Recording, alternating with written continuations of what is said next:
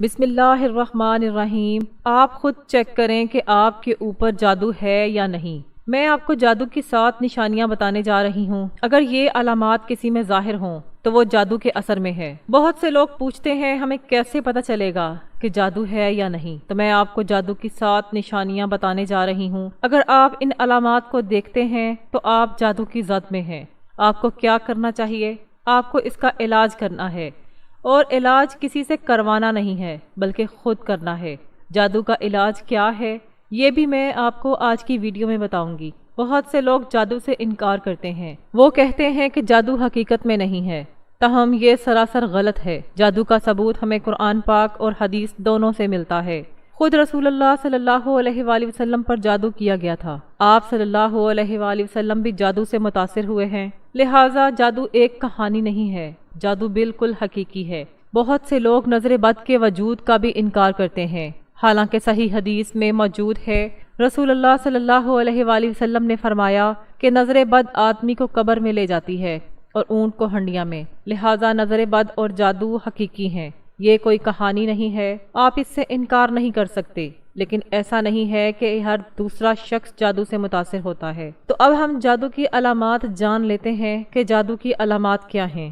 پہلے یہ جان لیں، اگر آپ اپنے اندر یہ نشانیاں پاتے ہیں، اگر آپ کو یہ نشانیاں نظر آئیں تو آپ جادو کی زد میں ہو سکتے ہیں۔ یہاں علماء نے چند نشانیاں بیان کی ہیں، کچھ علامات لکھی گئی ہیں، لہٰذا میں یہاں آپ کو وہ نشانیاں بیان کروں گی جو علماء لکھتے ہیں کہ جادو کی علامات مختلف ہو سکتی ہیں اور ہر مریض میں یکساں نہیں ہوتی، تاہم یہ چیزیں اکثر پائی جاتی ہیں۔ جادو کی 7 نشانیوں میں سے پہلی نشانی یہ ہے کہ بغیر کسی ظاہری وجہ کے شدید نفرت کا پیدا ہونا۔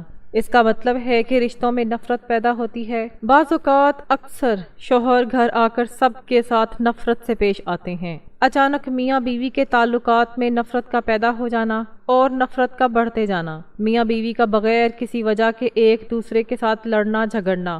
گھر کے ماحول میں ایک عجیب سا تناؤ ہونا۔ والدین کا اپنی ہی اولاد کے لیے سخت اور ناروا رویہ اختیار کرنا، اور اسی طرح اولاد کا اپنے والدین کے ساتھ بدسلوکی کرنا، یہ جادو کی علامت ہے۔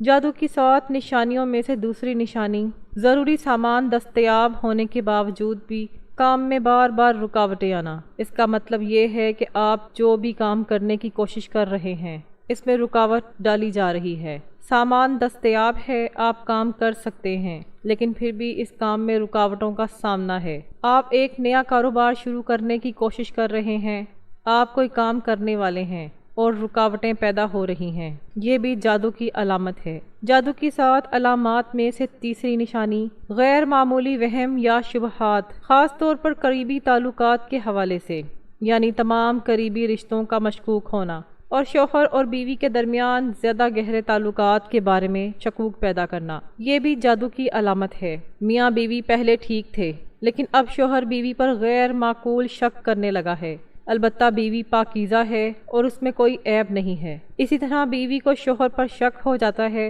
اور یہ کشیدگی اور جھگڑے شروع ہو جاتے ہیں۔ بغیر کسی وجہ کے پیدا ہونے والا یہ غیر معقول وہم یا شبہ جادو کی علامت ہے۔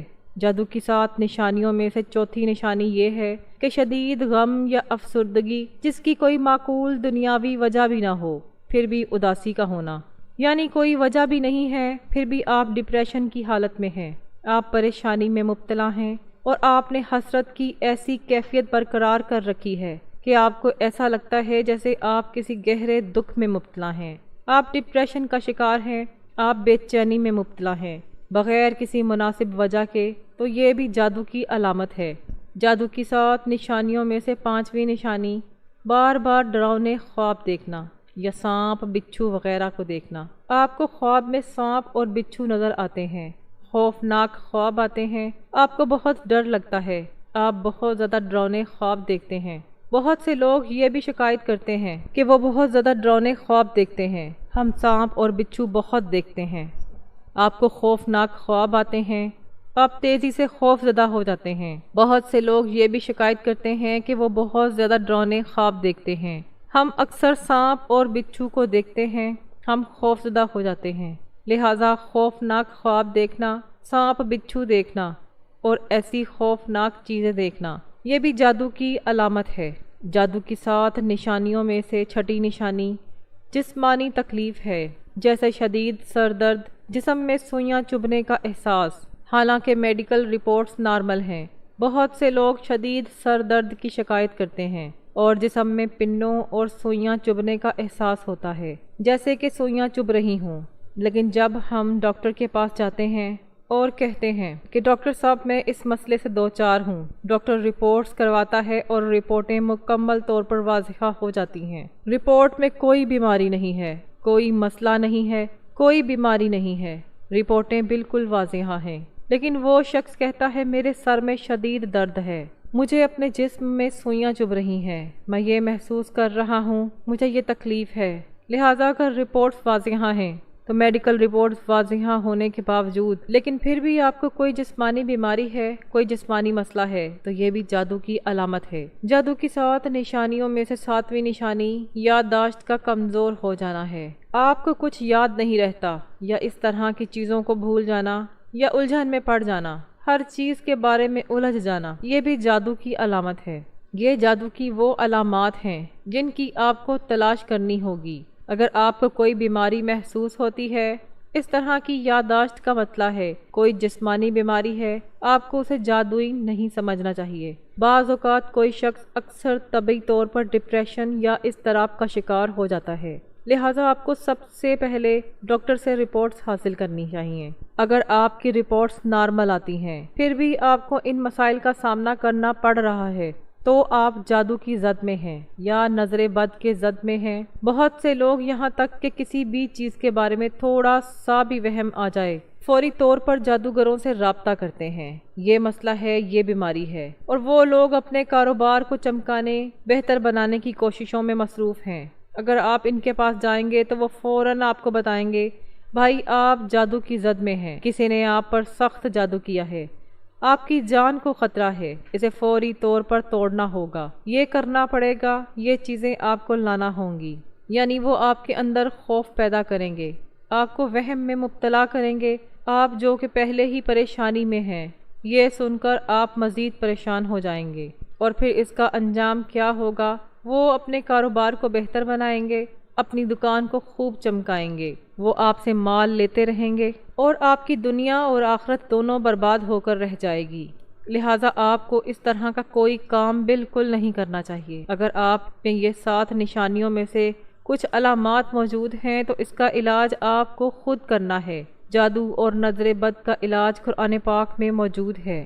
آپ صلی اللہ علیہ وآلہ وسلم نے فرمایا کہ اگر تم نظر بد یا کسی جادو کے اثر میں ہو تو تم صبح شام 11 مرتبہ سورۃ اخلاص، سورۃ فلق اور سورۃ ناس پڑھو۔ اول و آخر 11 مرتبہ درود پاک لازمی پڑھیں اور نماز کی پابندی کریں۔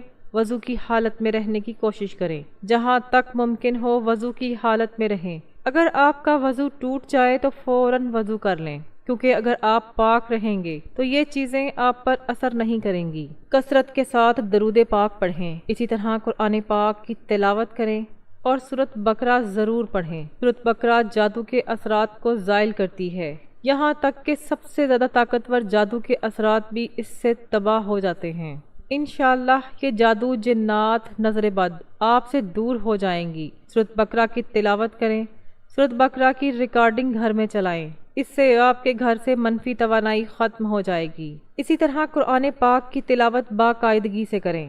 سورۃ اخلاص، سورۃ فلق اور سورۃ ناس صبح شام 11 مرتبہ ضرور پڑھیں۔ اپنے اوپر دم کریں، اپنے بچوں، اپنے گھر پر دم کریں، ہو سکے تو 1 گلاس پانی پر دم کریں اور اس کو سب گھر والے پی لیں اور گھر میں بھی چھڑکاؤ کر لیں۔ انشاءاللہ جادو اور اس کے اثرات سب تباہ ہو جائیں گے۔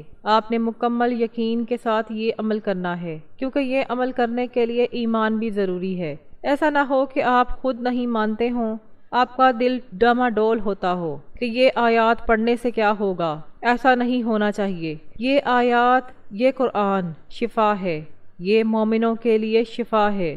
اللہ پر ایمان کے ساتھ ان آیات پر جتنا ہو سکے عمل کریں، انشاءاللہ یہ تمام شیطانی اثرات آپ سے دور ہو جائیں گے۔ پرسکون رہنے کی کوشش کریں، جتنا ممکن ہو پرسکون رہیں، پھر انشاءاللہ یہ سب چیزیں تباہ ہو جائیں گی۔ لہٰذا آپ کو کسی ایسے شخص کے پاس جانا چاہیے جو مستند ہو، وہ ایک ممتاز شخصیت ہو، آپ کو لگے کہ یہ شخص فراڈ نہیں ہے، اس کے پاس جاؤ۔